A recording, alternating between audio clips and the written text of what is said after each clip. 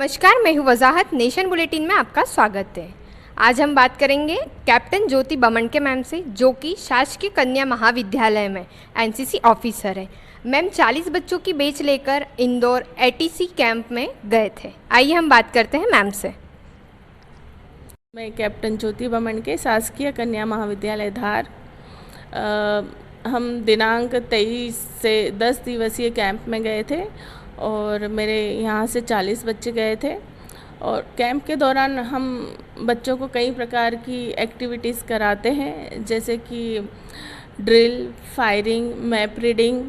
इसके अतिरिक्त हम बच्चों को गेम्स कराते हैं, जिसमें कि खो खो, रस्साकसी, वॉलीबॉल, फुटबॉल और कई प्रकार के सांस्कृतिक कार्यक्रम होते हैं, जैसे कि सामूहिक नृत्य, एकल नृत्य और गायन प्रतियोगिता। और इन सब का हम सिलेक्शन करके आरडीसी के लिए चयन करते हैं, है ना। इन लोग को चूँकि अलग अलग कॉलेज से आते हैं, जैसे धार के, उसके बाद महू, बीएलपी महू, फिर ओल्ड जीडीसी, फिर एमकेजेएस और कई स्कूल के बच्चे भी होते हैं।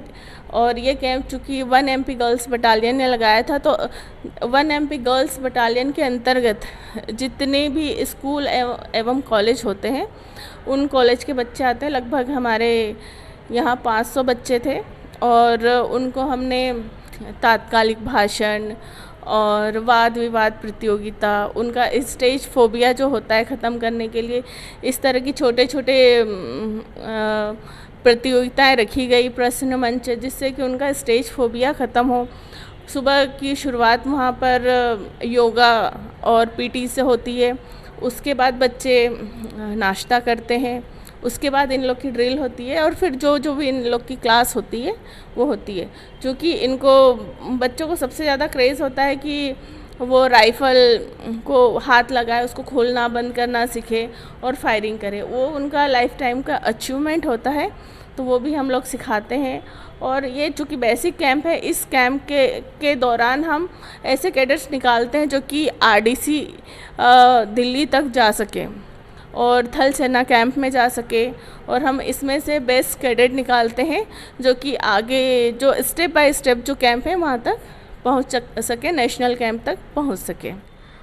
मैम जैसे कि आजकल के जो बच्चे हैं वो सोशल मीडिया की तरफ और रील्स की तरफ ज़्यादा बढ़ रहे हैं, तो उन्हें क्या एनसीसी में आना चाहिए? हाँ जी, बिल्कुल आना चाहिए, क्योंकि एनसीसी में जूनियर विंग भी है और सीनियर विंग भी है। तो जूनियर विंग मतलब जो स्कूल के बच्चे हैं और सीनियर विंग मतलब कॉलेज के बच्चे हैं। SD SW मतलब बॉयज़ और गर्ल्स दोनों हो सकती हैं। और चूँकि बच्चे आजकल रील्स बनाते हैं, ऑल टाइम ऑनलाइन गेम्स खेलते हैं, तो उनकी क्या फिज़िकल एक्टिविटी नहीं हो पाती और उनका उस तरह से मानसिक विकास भी नहीं हो पाता। वो सोचते हैं कि मोबाइल ही उनकी दुनिया है और वो हकीकत से वंचित हो जाते हैं। तो जो एनसीसी में जो कैंप होते हैं, तो इनको बहुत सारी चीज़ें सिखाई जाती है और कैंप के दौरान इनका मोबाइल रख दिया जाता है। मतलब हम इन लोग को मोबाइल नहीं देते, इनके पेरेंट्स के फ़ोन आते हैं हमारे पास, तो हम इनसे बात करा देते हैं। और दूसरी चीज़ ये, बहुत सारी जब फिज़िकल एक्टिविटी करते हैं, राइफल ड्रिल करते हैं और बहुत सारी एक्टिविटीज़ में भाग लेते हैं, तो इनका कॉन्फिडेंस लेवल और हाई होता है। उन लोग को समझ में आता है कि मोबाइल से बाहर भी कोई दुनिया है और ये लोग मन से और शरीर से और ज़्यादा स्ट्रॉन्ग हो जाते। तो मेरे कहना है कि देश के हर बच्चे को एनसीसी लेना चाहिए, क्योंकि हम इसमें आर्मी की विंग ही तैयार करते हैं और सारा डिसिप्लिन आर्मी का ही होता है। तो इससे बच्चों में डिसिप्लिन आएगा, एकता की भावना पैदा होगी और राष्ट्र हित में बच्चे काम करेंगे। वो जो आत्म केंद्रित हो जाते हैं मोबाइल के कारण, वो उससे बाहर निकलेंगे। बस यही कहना चाहती हूँ बच्चों से। अब हम बात करेंगे कैडेट पायल चौधरी से, जो कि इस कैंप का हिस्सा रही हैं। किन किन प्रतियोगिता में उन्होंने भाग लिया है और किन किन का उनके साथ चयन हुआ है? मैम बहुत सारे इवेंट थे और हमने भी बहुत सारे इवेंट्स में पार्टिसिपेट किया था। जैसे आरडीसी था, बेस्ट कैडेट था, टीएससी था, फ्लैग एरिया था, कल्चरल था और गेम्स थे। गेम्स में हमने खो में सेकंड आए थे, टग ऑफ वॉर था उसमें, मतलब टग ऑफ वॉर था, वॉलीबॉल था, बहुत सारे गेम्स थे। उसके बाद आरडीसी में मेरा और मेरी फ्रेंड स्नेहा जाट का चयन हुआ। बीसी में प्रकृति परमार नाम के हमारे सीनियर का चयन हुआ। टीएससी में एक कैडेट का चयन हुआ और कल्चरल में भी 1-2 कैडेट का चयन हुआ। उसके बाद हमारे जो वीआईपी आए थे उनके लिए गार्ड ऑफ ऑनर रखा गया था। राइफ़ल खोलना, राइफ़ल बंद करना, ये हमें सिखाया गया था।